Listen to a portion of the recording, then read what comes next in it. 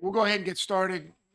We got a couple of folks testifying today. This is the subcommittee work session on the DES rules update progress. We do have a quorum. All members are present. And the first thing I'd like to do is discuss the field trip for Friday. The last I got in my little neck of the woods is 12 to 18 inches Thursday afternoon. And not only 12 to 18, but 12 to 18 heavy, i.e. don't get your snow blower out after 6 inches, get it out after 1 inch. And so I just soliciting feedback from those in the room to push it a week or two. Does that Absolutely. I think that makes sense. Yep. Does that make sense to everyone in the room? Agreed. Okay. So I'll coordinate with them after this meeting to push it. Is there a better date, one or the other? I think a Friday is a good day, Yeah, I'd like to stick with a Friday. and the 5th, the 12th, and the 19th. Why don't we push it to the 19th and then maybe we're hopefully through the worst of the snow events? It could be, but I just gotta double check. Yeah, I agree. I can't. Um,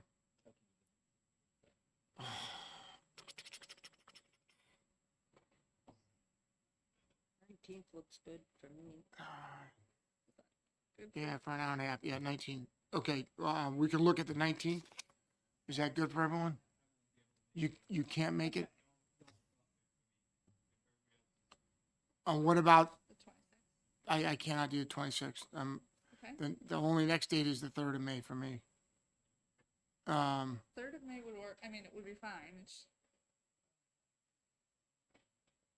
3rd of May or 19th. Those are the two options. Any dire preference? Can you make the 3rd of May, Arnie? Kelly? Yeah. Nick? Yeah, Fridays are generally good for me, so the 3rd works. Kathy? Yeah, as long as we skip the 26th, I could do, and you're talking about May 3rd? May 3. Yeah. Yeah. Ma'am? Yes, good. Okay, I'll talk to Waste Management about the 3rd of May versus this week, okay? I think that makes sense. All right, good. And then up first this week we have Muriel Robinette from Calex Environmental Consulting, and then DES following Calex. Ma'am?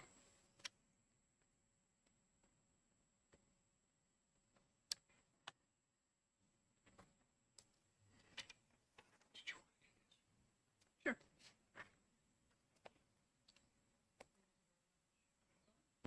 There you go. There you Yep. go. Thank Now you, it ma'am. is. Okay, good. Thank you very much. I appreciate the opportunity to be here. I also created a small handout, which I think you have. A word about myself. I'm a native New Hampshireite, and I can remember going to our town dump to watch the bears on Saturday morning. It was an interesting experience because every town had its own little dump. Fast forward a little bit after school, college, grad school, etc., I ended up moving back to New Hampshire, and I worked for the predecessor of the Department of Environmental Services. And at that time, it was called the Water Supply and Pollution Control Commission back in the early 80s.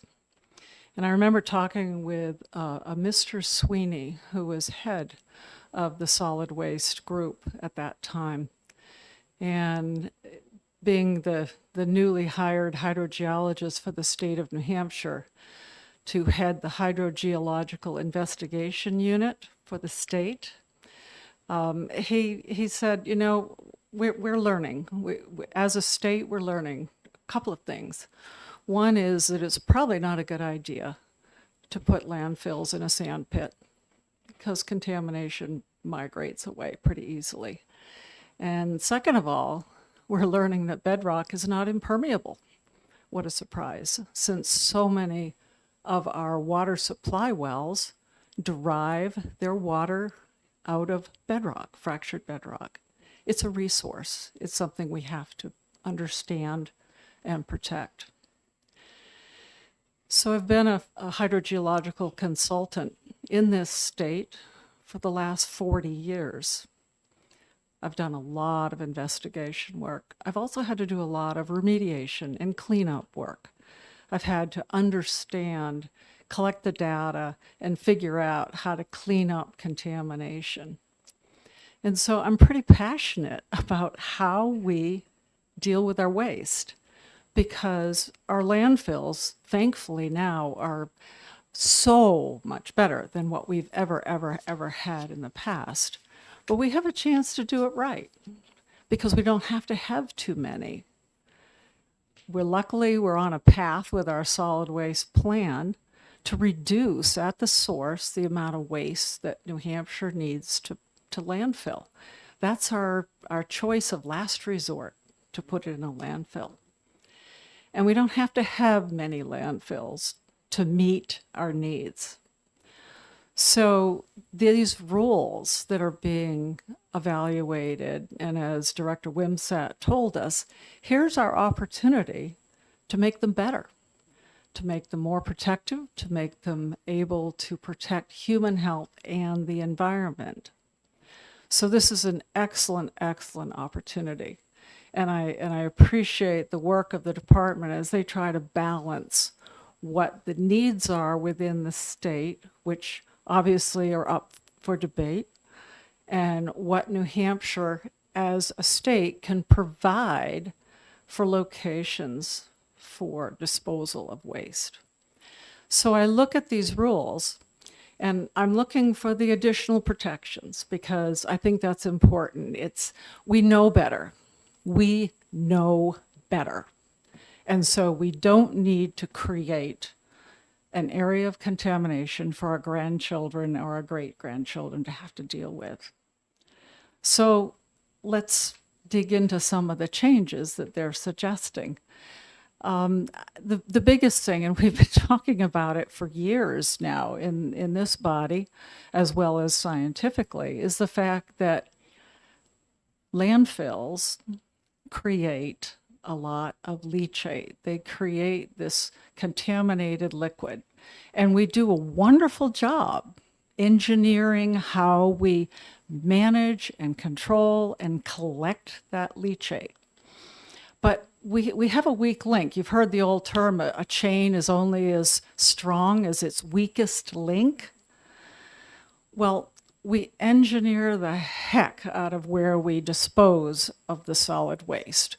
Liners and all sorts of engineered systems which allow us to protect that envelope, that pile of waste that we put there. And then we move it over to another spot at the site, and we handle it, we store it, we offload it, we've got it in pipelines, we have it in force mains, and that's not very protected. It does not have the same kind of engineering controls and systems that our actual waste envelope exists with. So therefore, that's a weak link in our sites. And it would be prudent if we either, number one, picked a site where if we had spills or leaks from that waste handling area, it wouldn't go very far. That would be one way of handling it. The other way of handling it is whether or not you line and test, and create that same sort of protective engineered envelope in the area of your leachate infrastructure. That's another option, obviously.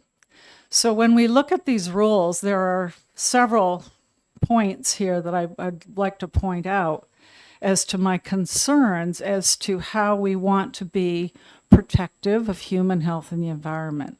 One relates to groundwater protection. How many of us get our water supply out of a bedrock well?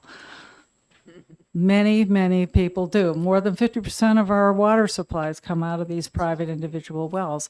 And yet the ENV 80402 clause is now drafted such that we're only concerned about what's the hydraulic conductivity in the top 5 feet of saturated material.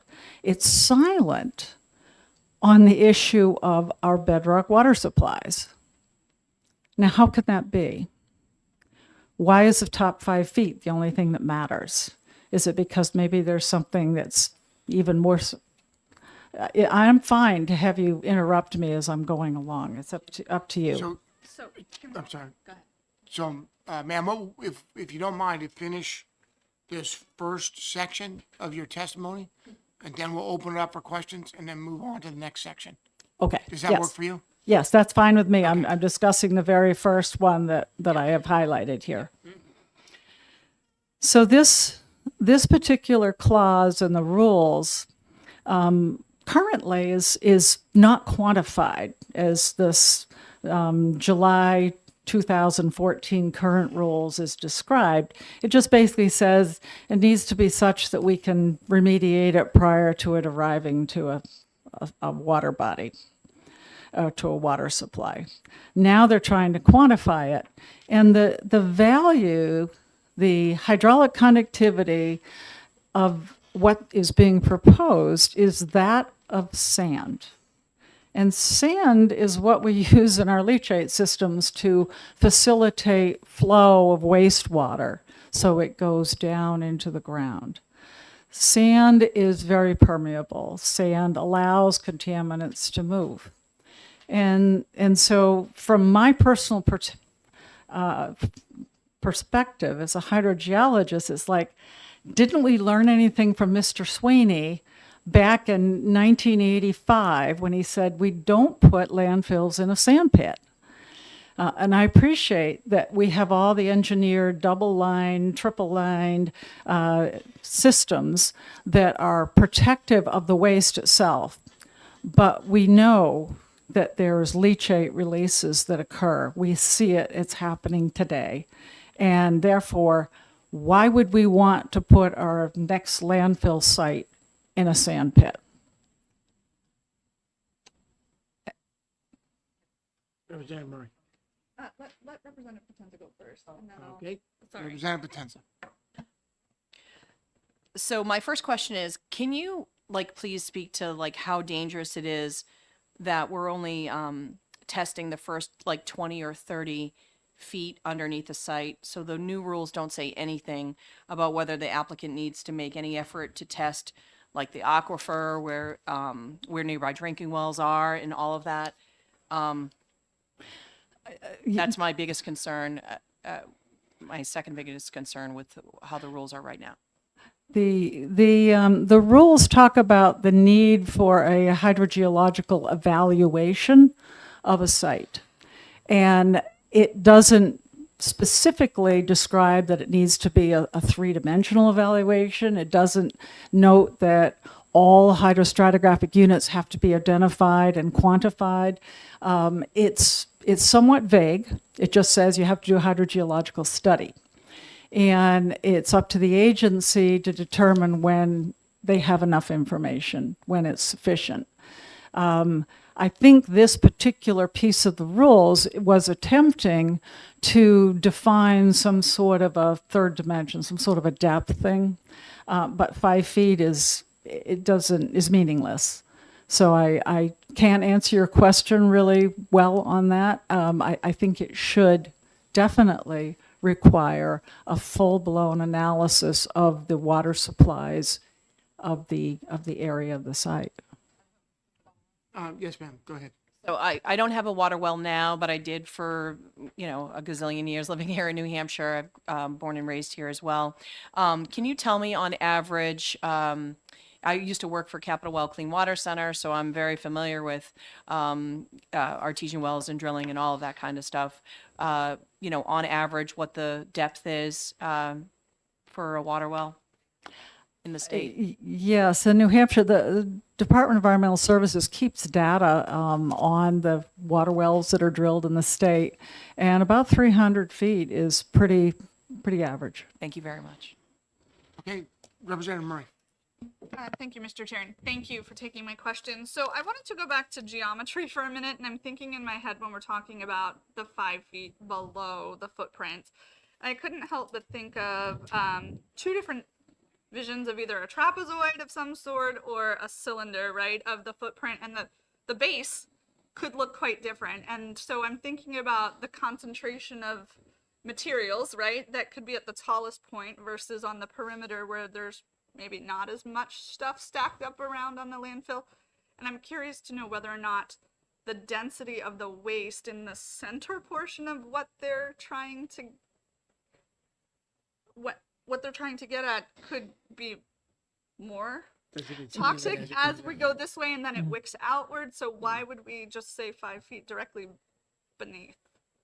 There are analyses that they do in their design regarding the stability of the base layer so that this weight, this material that's placed on it doesn't create an unstable situation.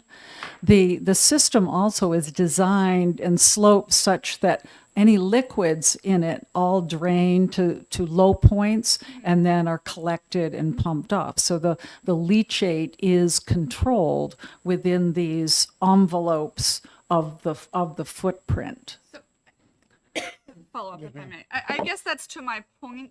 Why would just 5 feet directly beneath, however, be sufficient? Wouldn't we be concerned in the event of a leak that there would be potential for drift or migration outside of the footprint?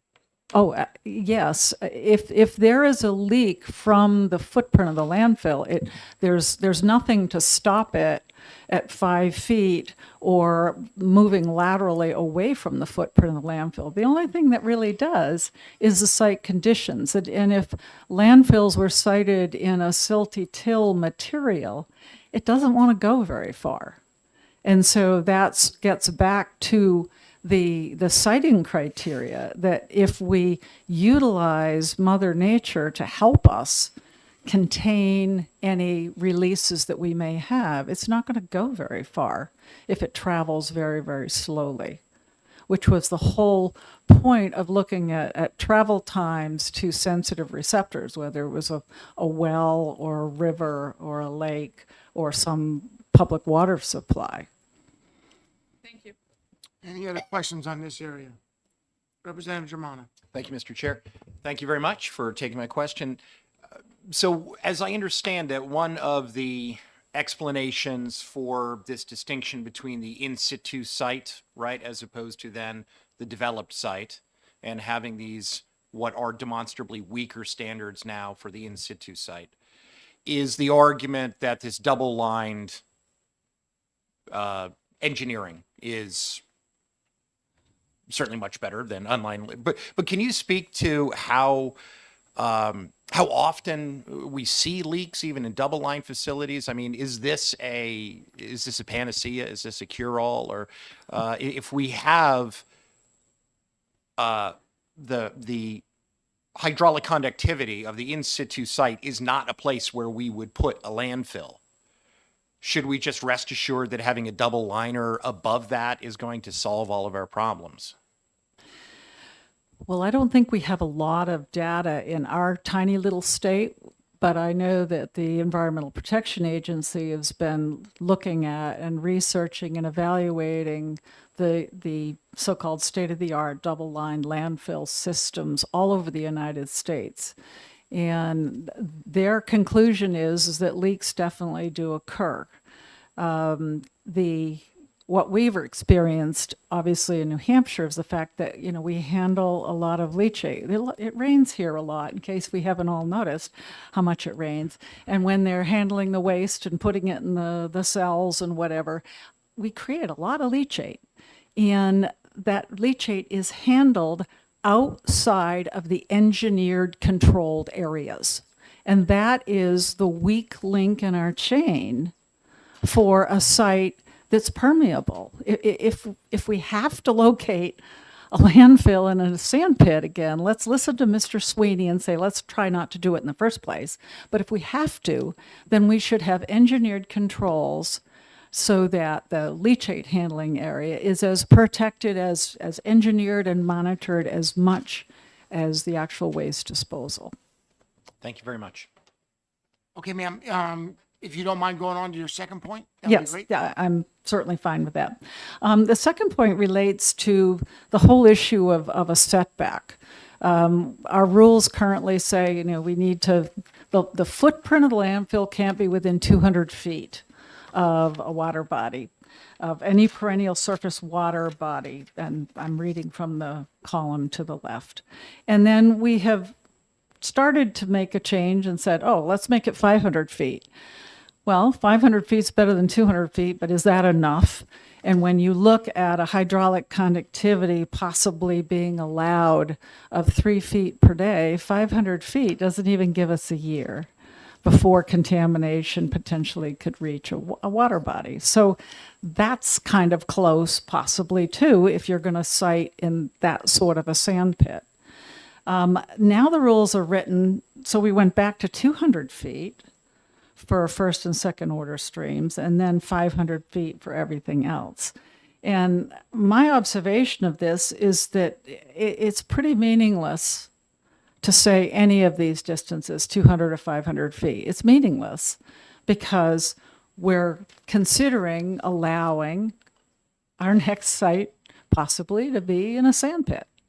So there's just not the time sufficient to find and stop the releases that can occur in an unprotected area if you have surface water bodies that are 200 feet away.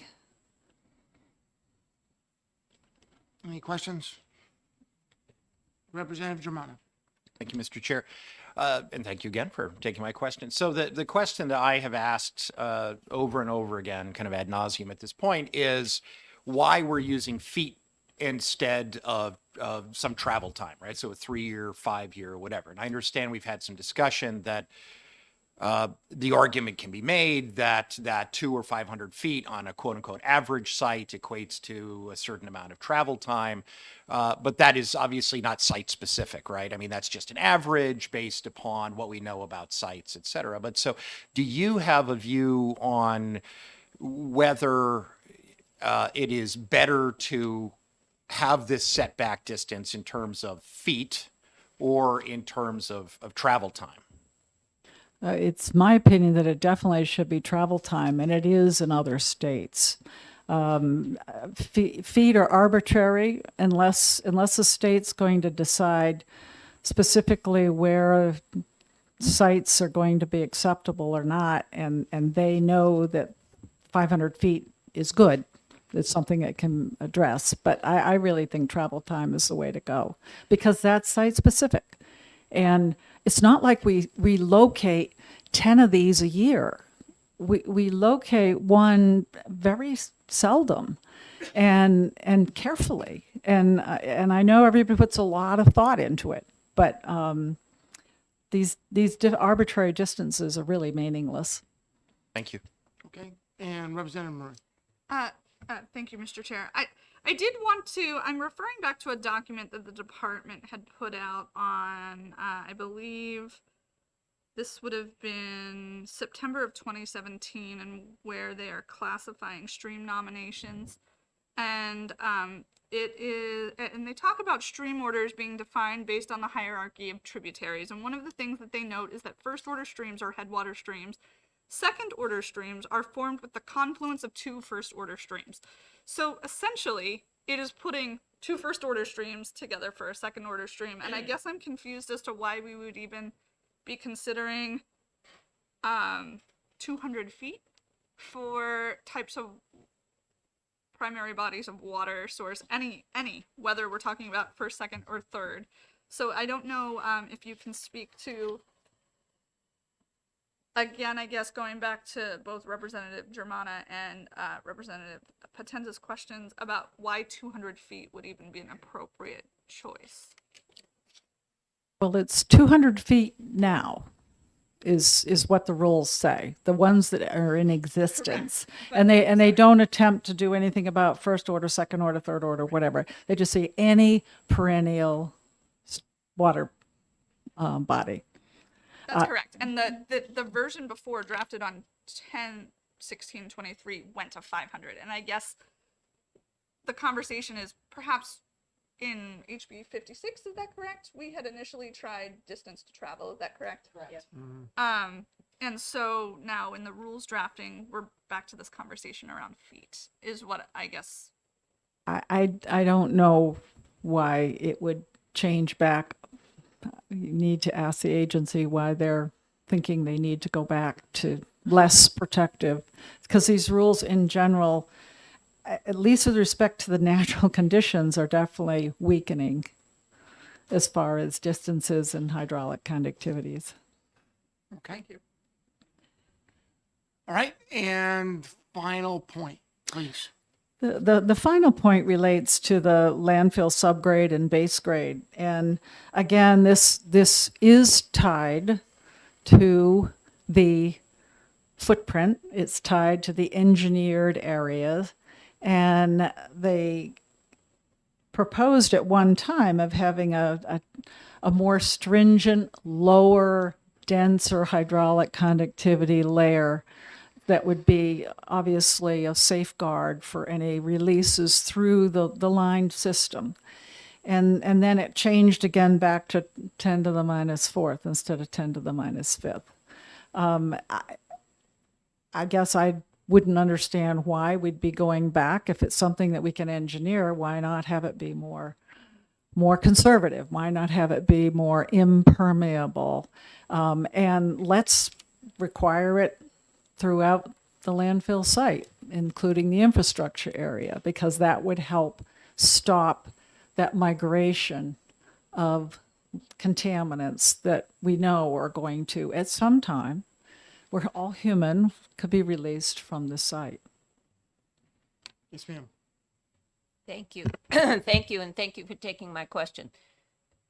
A lot of this science is unfamiliar to me, but that last point makes perfect sense to me because I can understand the fact that we need greater protection rather than lesser. And isn't it true that other states have these numbers that provide greater protection?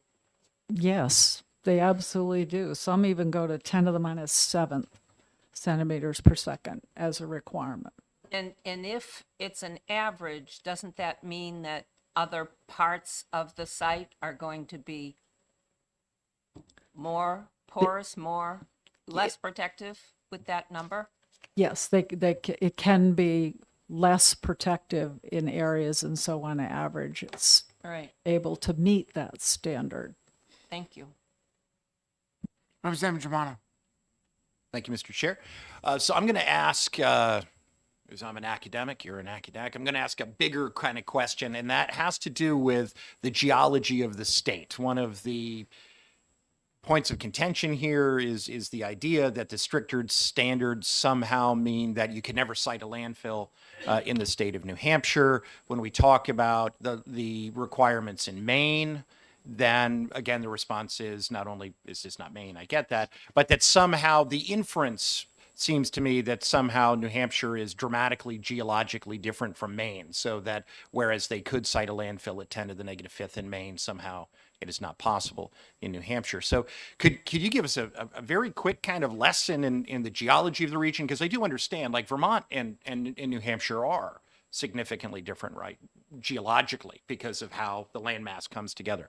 So could you speak a little bit to the underlying kind of geology in New Hampshire, how it compares to the region as a whole, and perhaps specifically, if possible, to Maine? One of the common denominators that we have in New England is the fact that we had a continental glacier that came down. And the glacier, certainly the bedrock and the different types of sediments that make up the bedrock are different when you go from different states. And that is a definite. But what these rules are talking about is all about the superficial geology. It's all about what soil, what granular material was laid down by the glacier and its meltwaters and the glacial lakes that happened. And there are actually great similarities because this continental glacier, when it came down out of Canada, created a layer of basal till, which is a clay-rich, silty, heavy, dense material that's smeared over our bedrock features. It also carved out where the weak areas were in the rocks. We end up with some lovely lakes, such as, Squam Lake, Winnipesaukee, etc. And then when this big continental glacier melted back, it went all the way down to Long Island, and the whole island of Long Island is really the end of a glacier. When it melted back, it is called ablation till, and that's from the meltwaters. And we end up with these nice little round kettle holes because a big chunk of ice melted in a spot, and you have the sands and gravels deposited around it. But that till is still there. And the till is silty and it's low permeability, and it exists very much on that north and west sides of all of our hills. They're called drumlins. We have them all in the state. So does Vermont, so does Maine. And that has low permeability material.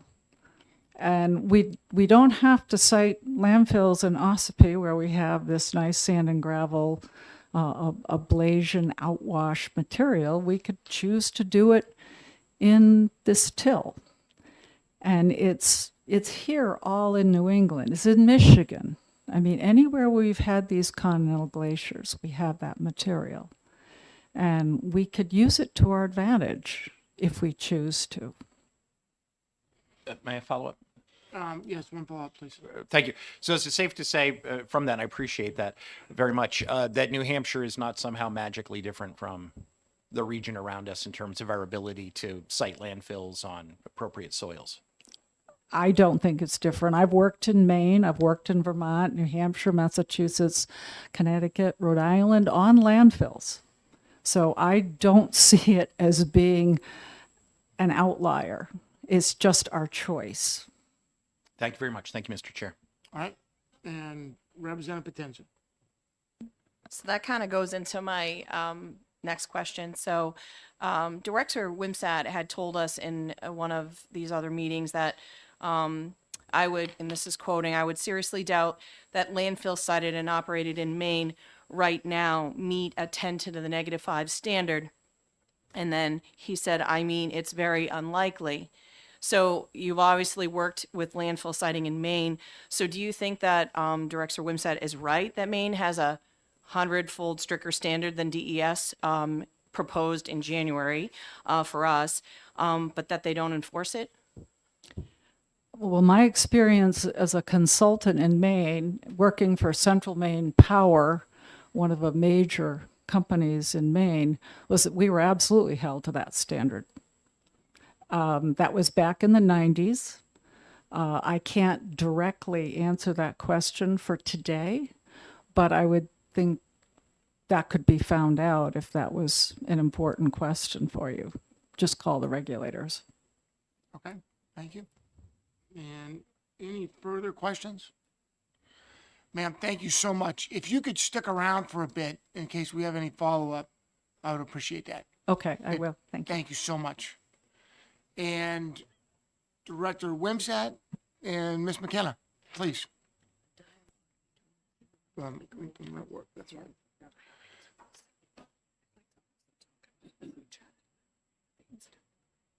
Yes, absolutely. Okay, so, welcome. And again, from the committee's perspective, our sympathies and prayers are with you and your family. Thank you for that. I appreciate that. So a couple of things, if I could have sent you a note, but my mind wasn't in it. So if you could give us an update on the timeline of sort of where you're at in the processing, Sure. and then an update on any rules that have modified that you're considering modifying based on your last draft. Sure. And then, any response to the three things we've been talking about this morning. And then finally, I have some questions. Representative Murray has a question she'd ask. It's not secret, but it skipped my mind. So, what was your, Oh, incident reporting. oh yeah, incident Oh, reporting. okay. Which we had talked about earlier as part of a separate deal, but you guys were gonna work on it in the interim. Is that okay? Does that make Sure, sense? that'd be fine. And Absolutely. over to you, sir. Thank you, Mr. Chairman, members of the subcommittee. For the record, my name is Mike Wimsat. I serve as Director of the Waste Management Division for the New Hampshire Department of Environmental Services, and I'm joined this morning by Leah McKenna, who serves as the Bureau Chief of our Solid Waste Management Bureau. And we're pleased to be before you this morning. So just to update you from our last update, I believe we were last here on March 6th, and that was shortly after we had been before our Waste Management Council with a proposed set of the rules. It was our second time before the council. And then they had met subsequent to that to express some concerns and submitted a letter to us, which I think I discussed in the last meeting here. So on the heels of that letter, which expressed some significant concerns of the Waste Management Council regarding the potential impact of these rules, we went back and reviewed those rules, and we made some proposed additional changes. Where we're at right now in the process is that proposed version of the rules, we went back to the council on March 21st. And so that was our third time at the council, and we submitted to them a proposed draft of the rules, which we intend to enter into the formal rulemaking process. And so the first step in that process is to make a request for a fiscal impact statement from the legislative budget assistant. And I believe that is likely to happen today or tomorrow. That's just in process within the department, but is expected to go over probably today or tomorrow. And then once that happens, the legislative budget assistant will prepare a fiscal impact statement that'll come back to us. And then and based on that, we will then file a rulemaking notice with the Office of Legislative Services. And that will kick off, along with that rulemaking notice, that notice will include scheduling of a public hearing and a date and time for a public hearing. We would hold that public hearing, and then that would likely be followed by a public comment period where folks who could also submit written testimony with respect to the rules. And then we would review the oral testimony received in the public hearing, and develop a final proposal, which would then be filed with the Joint Legislative Committee on Administrative Rules. That, given the passage of time here, we are unlikely to meet our July 1 deadline for finalizing the rules. However, because we will have begun the formal rulemaking process, our existing rules would remain in place as long as we were proceeding apace with the formal rulemaking process. So our expectation on schedule right now is that we would be filing a final rulemaking proposal with the Joint Legislative Committee on Administrative Rules probably sometime in June and that or July, and that would get us to a meeting of that group in July or August so that the rules would be finalized shortly thereafter. It's hard to, I'm being a little bit imprecise because I can't say for sure what those dates will be, but I wanted to give the committee an idea of what that schedule would look like. So that's where we're at this point. We did send to the subcommittee members and to Representative Creighton on March 28th a copy of the rules, the proposed rules that we submitted and presented to the council back in March, on March 21st. And that version includes, it's a red, and we sent two. We sent the actual straight up clean proposal, but also a track changes copy, which includes the changes that were proposed since the February submittal to the council. but also actually probably also includes a few changes that were made between the January and February meetings. So I apologize if that's confusing, but we've got so many dates going here. It's been a little bit difficult to make sure we got the right, we strike out all the changes that were made prior and then include all the changes. So it's a little bit muddled there, but it still, I think, is a good record for the subcommittee's use of the changes that we've made, at the very least, since that first January proposal to the council. So I hope that's helpful in understanding where we're at. There are, I think that red line version presents the best opportunity for you to see what changes and, understand what those are. I won't go over all of them. There are a handful of them that we made that I can summarize. And then if you have questions about any of those or any of the other ones, we're certainly willing to entertain those. In section 804.02C, we adjusted that for clarity that would allow the requirement to be more readily implemented while remaining protective by adding a depth to which the requirement applies. And keep in mind that what we're doing then is, we're setting a floor. We're saying, because the regulated party's got to look at this and say, okay, what is it I have to do? What do I have to show? So we have to set a floor that says, here's what at a minimum you need to show. And I would also note that the change to the hydraulic conductivity that was submitted in that section was proposed in the February draft of the rules that was presented to the council. That was not changed more recently. That was changed between the January and the February submittals, just for reference purposes. 1 second, please. Sure. Could we just stop there for a moment? And Sure. because I think we want to take these in the same sort of manner that we did with Ms. Robinette. Okay. And so if we can talk sort of about the in situ soils and the 5-foot change, is that? Sure. Yeah, it's at the committee's pleasure. Okay, please. Thank you. So, thank you for that. One of the things that I would like to kind of focus on was I understand that in situ soil is undisturbed, but what was the sort of thought behind adding immediately below without respect to any sort of given perimeter on the exterior of the footprint, or a proposed site? And I guess I am trying to understand how 5 feet was the number that was arrived at. Well, I mean, these things are difficult because you gotta, if you're gonna set a floor, you gotta pick a number, right? You gotta say, what does this apply to?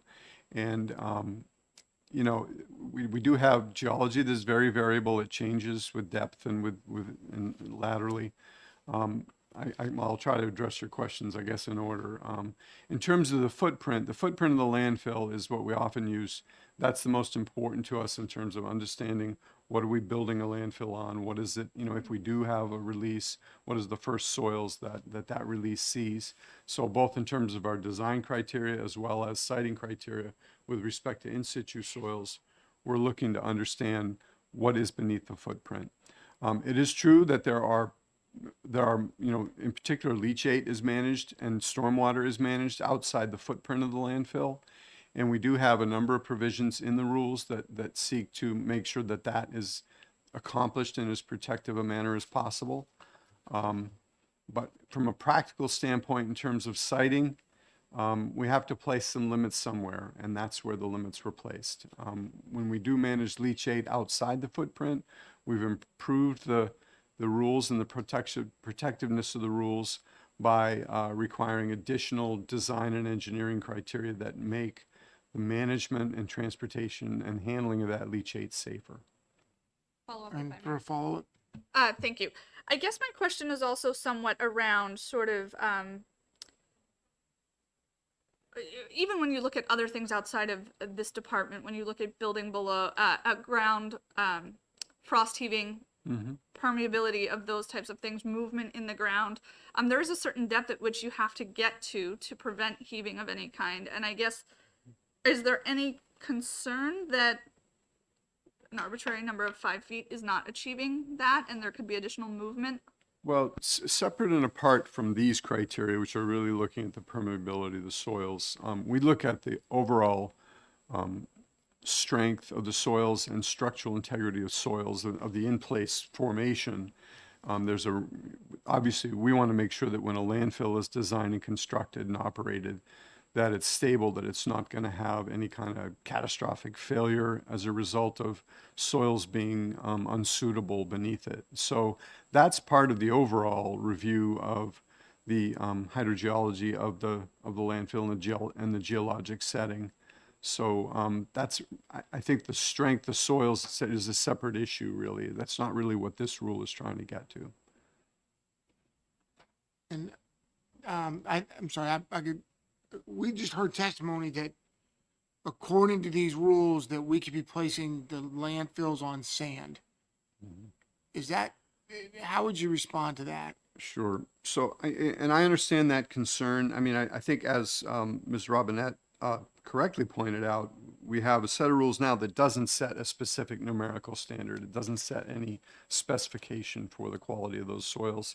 It has general information saying that, or a general requirement that is more about overall performance, that basically reads that the landfill needs to be sited in a location where release can be detected, monitored, and addressed before it has an adverse impact on surface water. That part of the rule, I want to note, is still in there. That language is still in there. Our hydrogeologists and engineers who are reviewing an application can still use that as a basis for making a determination about whether siting of a proposed landfill meets the rule. So that's, I would suggest, a belt and suspenders over and above this minimum floor criteria that says you've got to have, soil that meets the 5 × 10⁻³ standard immediately beneath the landfill. So the reality is that, as I think I testified in an earlier meeting, there are a whole set of criteria that someone who's looking to site and construct a landfill needs to meet. Some of them are about geology and about setting, geologic setting, but some of them are other more practical considerations. Is the landfill located near major transportation routes? Is it located in an area where it makes sense to site a landfill for the waste that is going to be disposed of? There are a whole bunch of things that need to go into that. And as a result, what we were hearing, and we heard some concerns expressed from the council as well as from the solid waste industry, that when you look at that, sort of all those criteria that need to come together in order to identify a location where you can site a landfill, what we had originally been proposing was likely too stringent to really make that practicable or cost effective. And so as Ms. Robinette indicated, what we're doing here is trying to balance making sure we end up with a set of rules that is more protective, and I'm very confident that these rules are more protective than the current rules that we have, and also making sure that it's still possible to site, construct, and operate a landfill, and to do so in a manner that provides for capacity for the people of the state to have a place for their waste to be disposed of. Yes, 1 second, Representative Potenza. I'm sorry. Okay, so I'm gonna have to read this because I wrote this earlier. So realizing that the agency has now weakened its even weakest 1 × 10⁻³ 3 times since January. So for example, in February, it weakened it in 2 ways, raising it a 5-fold more to 5 × 10⁻³ but also allowing the developer to meet the criterion on average, which of course means that part of the site could be far more porous even than this 15 feet per day value, which just one aspect of it doesn't meet that criterion, because that's the whole point of making it weaker with average. So as long as the other parts were less so. So then in March, it added the words for 5 feet immediately below footprint, which the representative was talking about, which means that the first 5 feet of soil could transmit liquid downward in as little as 8 hours, 1/3 of a day, and then encounter even more porous soil than that. How in any way could you guys justify that except for having a permit application in front of you, that these have changed to this criteria? Well, on the issue, first on the issue of average, the average provision is in there because the reality is that our geology is not homogeneous. For over a large site, over, a landfill that might be proposed over, I don't know, 25, 50 acres, you're not going to have necessarily at every location and at every depth the same soil quality. And so in many cases, you may have what amount to meaningless variations in the soil quality. They're very small, but that there was some suggestion that if one sample didn't meet a particular standard, then that would exclude the entire site.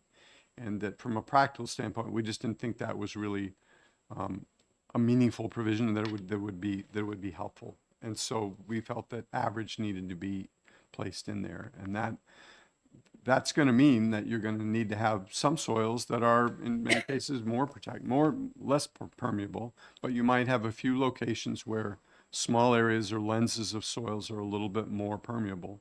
And that's just a practice, as a regulator, you need to be practical enough to know that you can implement a rule in a way that does not essentially exclude every site from being able to comply because of a small imperfection or inconsistency in the soil quality. So that's where the issue of the average comes from. We have existing landfills in the state that when they expand, they are required to meet the siting criteria for that expansion because they're expanding their footprint. And the expectation is that we're going to write rules that everybody can and will need to comply with. And so, the reality is that we do have a number of landfills that are sited in locations that are not perfect. They're not all 10 to the minus 6 or 10 to the minus 5 tight tills. They're just not. And that's the reality. And that goes, again, to that issue of, well, where do all those criteria that need to come together to site a landfill, where do they intersect in a way that allows you to site a landfill? So we're setting a floor here. It doesn't mean that future sited landfills, if there are any, aren't going to be, aren't going to meet the standard and go well beyond the standard. But we do, when we're writing rules, we need to have a floor that says, okay, this is the minimum that you've got to meet. And one follow-up, please. I appreciate your answer, and I think that what you just spoke on is so important. Why? I think it's very different than a landfill that is currently active and doing all of the right things. That is, a potential might expand at some point. Why are their rules the exact same as someone? Shouldn't they have separate criteria versus we're literally citing brand new? There should be. Why aren't we doing that? We should be doing that. We're spending all of this time on new rules. I believe there should be a cutout or a carve out for current landfills in operation, in knowing that, because you're right, nothing's perfect. I just think that when we have something that is so non-restrictive or non-protective, that you could basically look at this and almost cite a landfill anywhere. I understand it's not specific. There could be one piece of the, of the property that is porous or whatever, that's not good soil. But to me, it's two separate things. This is, new citing landfill should be separately from somebody's that's looking for an expansion. Why aren't we looking at that? The department has There's a lot of other departments that do. The department has approached these rules, and it's certainly the case for landfills that have already been designed and constructed and are operating. And there are many examples in these rules where we impose a new design or construction or operation criterion that simply can't be met for that existing landfill. And we do make provision for that in the rules because that's only fair. But we believe that when a landfill is going to be expanded, when its footprint is going to be expanded, that The people who live in that community deserve the same protections of siting, design, and construction of anybody that might live in an area where a new landfill is going to be sited. We don't believe that because they happen to have a landfill in their community, they don't deserve the same protections with respect to expansion of that facility. So what we're trying to do here is write rules that and I believe we've succeeded. We're writing rules that are protective, that can be protective of the environment, of groundwater and surface water quality, and of people living near a facility, whether that facility is already existing and wants to expand, or whether it's a brand new greenfield site where someone wants to propose a new landfill. Representative Haskins. Thank you, and thank you for taking my question. All along, as we've been talking about this, I have had a concern that the regulated community, as you refer to them, is responsible for why these rules are weakening. That never made any sense to me. Is that the way the sausage is made? I don't know.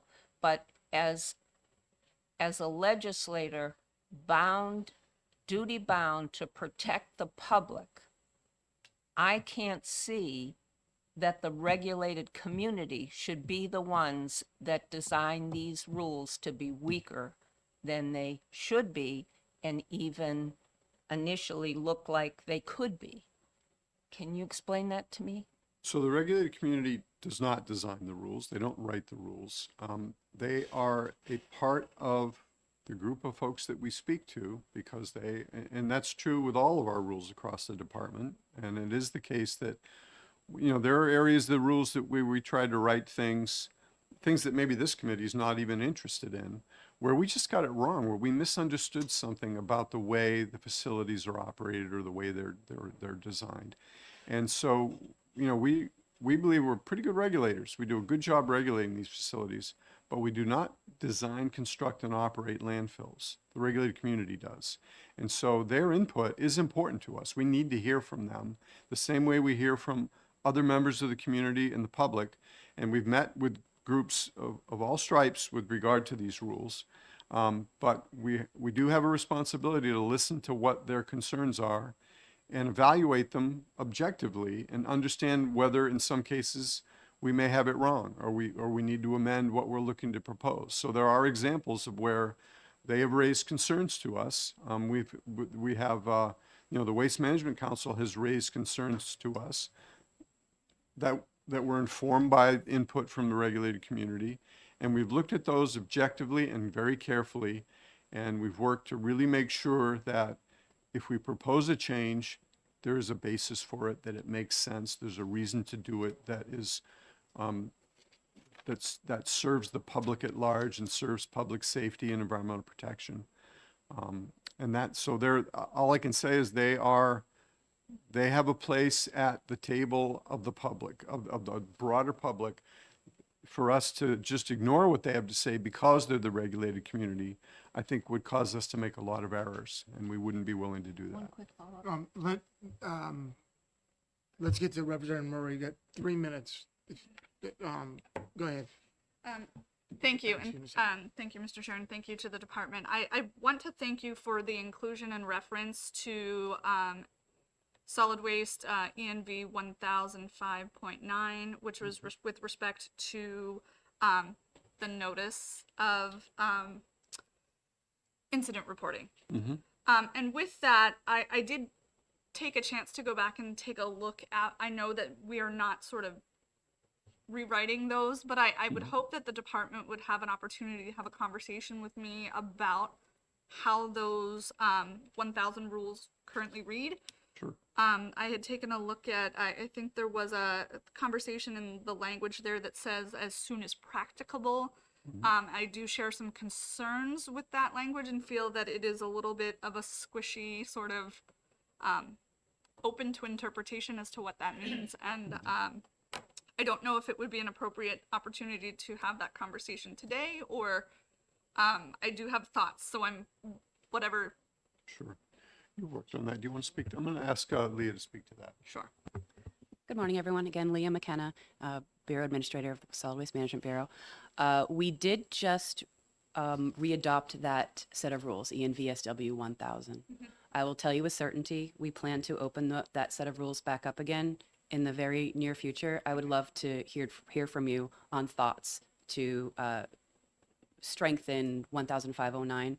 We have some thoughts at the department as well. swmbrules@des.nh.gov. Send Okay. us an email and we will certainly engage on that topic. Absolutely. I think that there are some things, just given the modern sort of where we are electronically, the ability to communicate with folks. I have a lot of thoughts about how those rules are written, and I would love to continue that dialogue and strengthen them, because I do feel like there are some areas there that are open to interpretation that I am not comfortable with. Very happy to talk to you about that. Thank you. And Representative Haskins.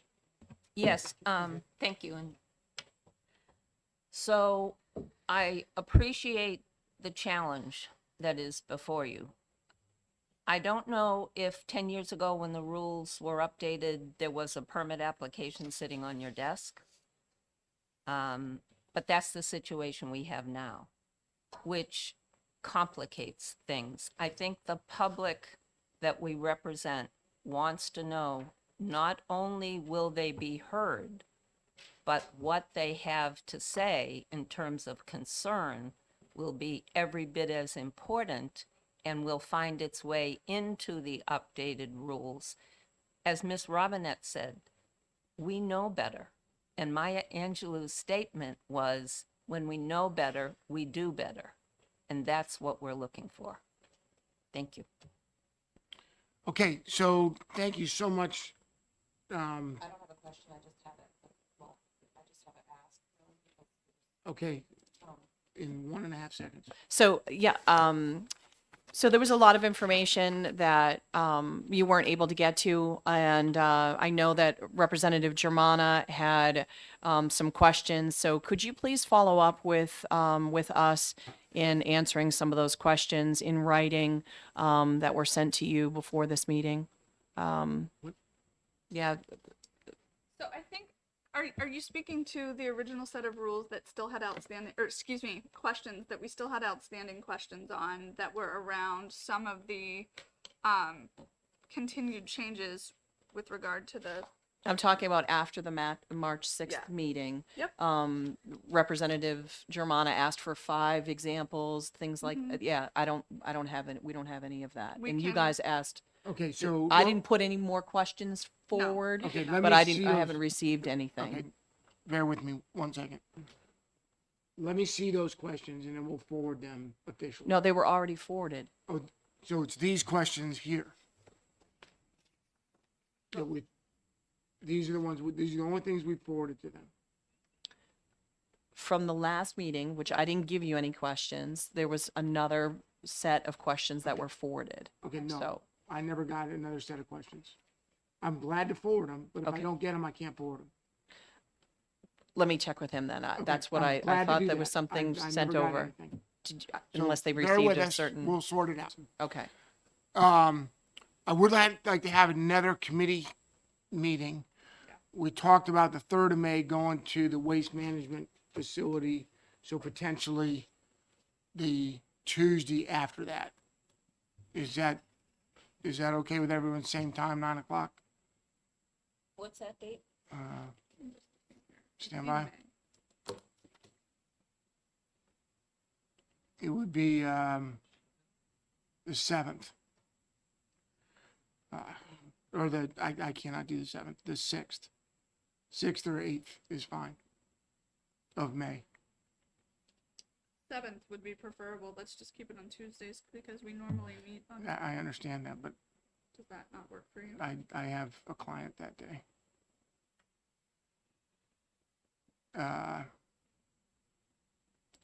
Let me check and see if I can move that, but, Do we want to go to the 14th? or we could do the 14th. 14th is open. Okay, any, Obviously, the agency will endeavor to make itself available to this subcommittee. I would note, at this point, we're entering the formal rulemaking process. yeah, The very first official thing that's going to happen from a public, I mean, it's all public, the rulemaking notice will be published. And that will be essentially what we presented to the council at the last meeting. And then really the next milestone in the process is the public hearing and comment period. We will not have revised rules to present to you. It wouldn't be appropriate for us to have a rulemaking notice out there and then talk about proposed changes to that rulemaking, to that So when is initial that date? proposal. I'm sorry, you just went through it, but it Sure, was- yeah, I didn't give you a date for the hearing. Do didn't. you have a sense for when it's likely to be? So things get a little mushy now because things kind of, a lot of different folks get involved. We anticipate having a public hearing in the month of May, and the public comment period would extend for some And so period we of should time. have, if we're gonna have one last meeting before that, it needs to be before that date. Well, I guess what I'm wondering is what do we talk about at that meeting? Because we're going to file a rulemaking notice that's going to have that initial proposal. And we're not going to be we're not going to stop thinking about it, but we're not going to be making any public At some point in time, the pen's recommendations gonna for stop. changes. Right. Until, and I mean, the next, for us in this rulemaking process, the next really important period where we're going to be looking at public comment and making considerations of making changes from this initial proposal to the final proposal is after we get that oral comment and that written comment and we have a chance to review it. So I just don't want to disappoint you. I don't want to come and say, well, I got nothing to say to Right, this fair subcommittee. enough. Representative Murray. Mr. Chair, and for a moment, if I can just, nothing precludes us from also providing testimony during that public comment period. So we could perhaps draft some of our thoughts as the Yeah. subcommittee and submit those during that time. I believe that that would be an appropriate avenue for the subcommittee. Yeah, We would very much encourage that. and Representative Absolutely. Potenza. So basically, we've had all of these meetings, right? We've expressed a whole bunch of concerns and questions and all of that. And at this point, none of those have been applied. Everything that's happened is weaker, weaker, and weaker.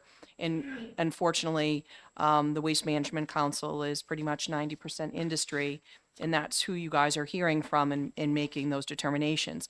So I guess I don't understand because nothing, even if we have another meeting, it's not like you guys are going to take all of these things that we've brought up and the experts that we've had in here and go back, correct? You're not going to be going back. You've gone weaker three Well, just to- times, so you're not going to be doing anything different. So are we going to expect anything different? Well, I guess just to respond to your first comment, I believe that these rules are far superior to the existing set of rules that we have. They are more protective in many respects. And I also believe that our decisions about what this current initial proposal looks like have absolutely been influenced by everyone that we've spoken with, and very much so including this subcommittee. Now, there may be disappointments for individual members of the subcommittee on specific areas that you wish that the agency had drafted a different way, and I understand that and I respect that. But I will tell you that we've been listening to you all along, and everything, all the decisions we've made about the content of this initial proposal have been informed by your input. Okay, so what I would like to do, and that's to Representative Potenza's point, if on, I would like to hold another subcommittee meeting. I will forward you questions that Representative Germana has. I will verify that he has those questions and get them to you, but more specifically, I would like to hear exactly how these are more stringent than previous. So, Where our input is. and to Representative Haskins' point, so if you could just describe to us how our input in this discussion has improved the rulemaking process in terms of protection, and how these rules today that you have written are more, because there are members in the committee that don't see it. And so clearly, we should be a mouthpiece for the state saying we're doing a good job. We are being more protective. But if we in this committee, after many hours of discussion, don't see that, then that's concerning to me. Thank you for those comments, Representative Creighton. I want to note that, a lot of this has to do with what has happened in time, right? So we've been thinking about these rules for a really long time. Our, engineers have been going along, doing their work, processing permit applications, regulating facilities, doing inspections, dealing with facilities when things go wrong. And so they're always thinking, rulemaking for us is a full-time job all the Right. time. If we're not writing rules, we're thinking about how they need to be amended. And so the rules package that came out in the fall was informed by a whole bunch, all that sort of institutional knowledge of our staff and what we've been experiencing. It was informed by a robust public participation process that started last March and went through to this fall. And so there were areas that were, significantly changed that would, arguably would be very protective, that were influenced by all of that. So then when we got there, but then when folks started looking at them more critically and the rules started to kind of take shape and really gel, then we did receive a lot of concerns about the practical ability to implement those rules. So it is certainly true that there are some areas that could be perceived as having been really protective in the original draft that have been changed in response to concerns about the actual implementability of them or the potential adverse impacts of trying to implement those. So it's going to be the case, and this is what happens with any rulemaking. It's going to be the case that in those months leading up to finally filing an initial proposal, you're likely to see some things that may soften some very difficult or rigorous requirements. That doesn't mean that, and when I say that we've been informed by that, we may be looking at comments, the one member of industry may say, well, we don't think that rule should apply at all. And someone at this table may say, well, we think not only should it apply, it should be even more stringent. And we land somewhere where we think we balanced the legitimate concerns of a party who doesn't like the rule at all and the legitimate concerns of this group or others who want it to be as protective as possible. And we land somewhere. So when I say it's been influenced, that's the kind of primary influence I'm talking about. I completely So you may- understand. I got you. I'm all over it. You guys do this every day. We do this once a month. And you guys have been doing it your whole lives, and we have it. I completely respect that. What I would like to see is a description of the rules 10 years ago versus the 21 March rules, and how the 21 March rules protect the environment better than the rules of 10 years ago.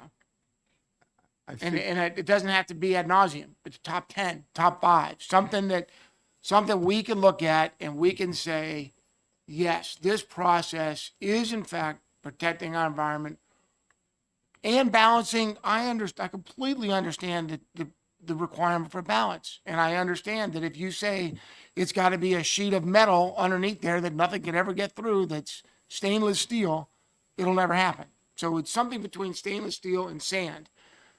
But what we owe to our constituents is the ability to go back and say, yes, this process is protecting our environment. It is helping to prevent those activities that happened in the past, and that the rules that we've created through this process are in fact